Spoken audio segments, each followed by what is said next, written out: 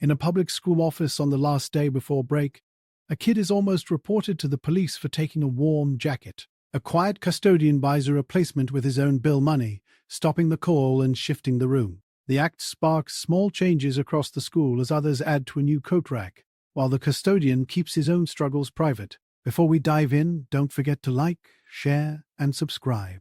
And, hey, where are you tuning in from? Leave your country in the comments. I love seeing how far these stories reach. Mornings at Arthur Street Elementary started before the bell. The custodian rolled his blue bucket down the hall. His key ring clicked his thigh with each step. The floor smelled like bleach and pencil shavings. Salt dusted the tiles near the door. Paper snowflakes curled on the walls. He liked the quiet part, the hum of the lights. The heater cough. He wiped down a row of sticky desks and picked a dried pea from under a chair. He fished a single mitten off the floor and matched it to its lonely twin on the lost and found table. Kids came in a rush. Their voices bounced. A boy almost slid into his bucket. "My bad," the boy said, eyes on his phone. The custodian smiled anyway. He fixed a loose foot on a folding chair in the music room. He scraped gum off a banister, coin by coin. He nodded at the office lady. She almost nodded back. He didn't mind. He had a job to do. People rarely saw the person who kept things simple and clean.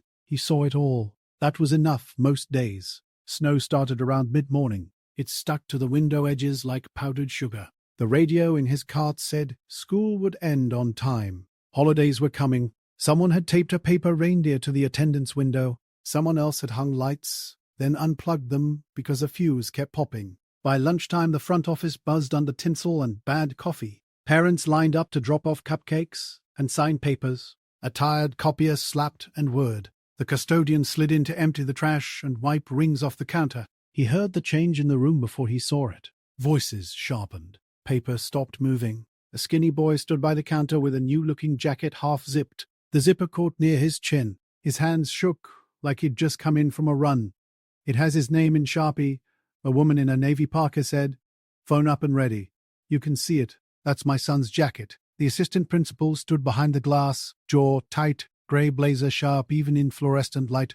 "We can't let you walk out with that," she said to the boy. "We have to call. It's policy."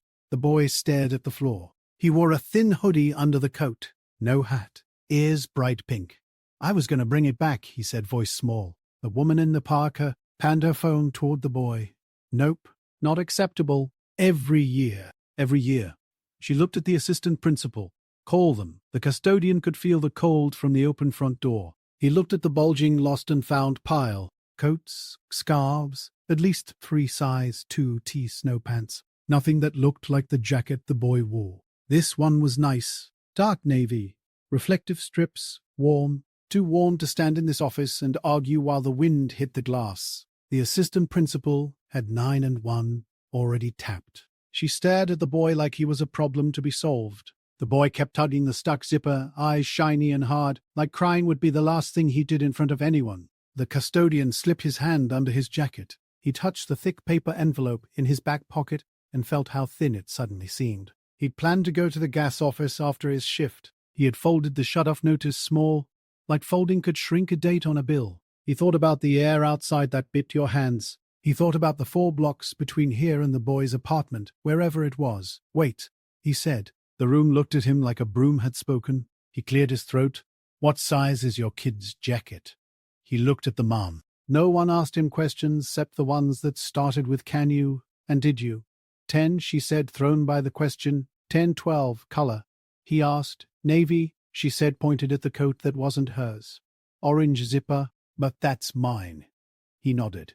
"Give me 10 minutes," he said. He waved at the assistant principal's phone. "Don't press anything yet."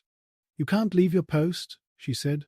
"We have a schedule. We have procedures. I'll be right back," he said. His voice stayed calm. His heart did not. He shrugged into his old coat and pushed out through the heavy front door. The wind slapped his face. He crossed the slush to the discount store and grabbed the closest navy puffer in the right size. He didn't think about features or brands. He thought about warm. The cashier scanned. He tried not to watch the numbers climb. Cash left his envelope and became a rectangle of fabric. The cashier slid it into a plastic bag that said, "Thank you" in red script. "Merry Christmas," she said because everyone was saying it. and no one knew what bills had traded hands to make it true. He trotted back, feet cold and socks damp. His breath steamed. He left boot prints across the office mat. He set the new jacket and the crinkled receipt on the front desk. He looked at the mom. It's not the same, but it's new. Take this for your kid. Let him keep that one. He won't make it far today without it. The assistant principal did not press anything. She looked at the phone screen, the 911 blinking, then at him. This isn't how policy works, she said quieter. Feels like it should, he said. The woman in the parka lowered her phone and touched the sleeve of the new coat. The fabric crinkled. It wasn't the brand she would have picked. It was Christmas colors on the tag and warm-looking and right now. She looked at the boy, at his bare head, at the way he hadn't let go of the old coat sleeve even when the room went hard on him. Fine, she said, not quite a whisper, not quite an apology. The boy let the breath out of his chest. It came out shaky. He tugged the stuck zipper, and it slid easy now. He stared at the floor and nodded without lifting his eyes. Thanks, he said to no one and to everyone. The room softened, like someone turned down the volume on Winter. The copier slapped again. A teacher picked up a stack of worksheets. The mom tucked the new jacket under her arm. The assistant principal cleared her throat and pretended to look at a calendar. Nobody clapped. Nobody made a speech. Relief had weight, and then it didn't. The custodian went back to the hall. He lifted his mop out of the bucket and squeezed out a line of grey water. He wiped a salt line from the entryway as the snow kept coming steady outside. Back in the supply closet, he slid the envelope out and counted what was left. Not enough for the bill he'd circled in red. He folded the shut-off notice again and put it behind a photo tacked inside his locker door. His daughter, 12, holding a soccer ball and a crooked medal, looked proud. He smiled at her picture like it was live. He texted, "Can't send the registration money this week. Next week, I promise." He waited. Dots showed up and went away. Then, "It's okay, Dad. Drive safe." He read it twice, then put the phone face down. When he stepped back into the hall, he walked past the office and stopped. An hour later, a coat rack appeared by the office door with a handwritten sign, "Take one. No forms." The sign was on notebook paper, Sharpie letters big and blocky, taped to the top with holiday stickers. The assistant principal stood beside it, not looking at anyone, adjusting the legs so it didn't wobble. She studied it with one of his yellow wet floor signs, then looked up and met his eyes for half a second. That was enough. The fourth-grade teacher with the glitter pens came and hung 3 coats from her trunk. A red one with a missing button, a grey one with a new zipper, a puffy purple one that would fit the kid who lost hers every week and wore a sweater instead. She added a bag of knit hats. She didn't say anything, just did it like it was obvious. The mom in the navy parka came back with a small box of barely used snow boots. She set them on the floor under the rack like a secret. She didn't put her phone down this time. She had left it in her pocket on purpose. When she turned to go, she saw him at the far end of the hall and lifted her palm in a thanks that didn't need words. He's seen a lot of hands. He knew what that one said. On his cart, a folded notebook square, weighted with a peppermint taped in the corner. In pencil, someone had drawn a blue jacket and a stick figure with a big smile under it. "Thank you, sir." Not the best spelling, the best message. 2 second graders held the heavy door while he muscled the bucket up the mat.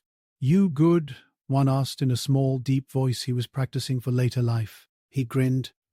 "I'm good," he said, and meant it in that moment. People still walked past him. The day still had spills and 2 clogged toilets and a stapler jam that ate 20 copies. But he moved lighter, not because of what he did, because of what it started. The boy in the hallway wasn't a thief anymore in anyone's head here. He was a kid in a warm coat. He didn't tell anyone about the bill. He didn't tell anyone about the second job plowing later, if the city called his cousin. He just tucked his gloves into his belt and kept the halls from turning into an ice rink. Holidays have lights, but they also have corners. Cold finds those first. Sometimes the fix is big. Usually it's as small as a jacket at the right time. He didn't say that. He just thought it while he wrung out another mop. At dusk, the rack of coats by the entrance swayed a little in the heat from the vents. The paper snowflakes on the windows stopped curling and lay flat again.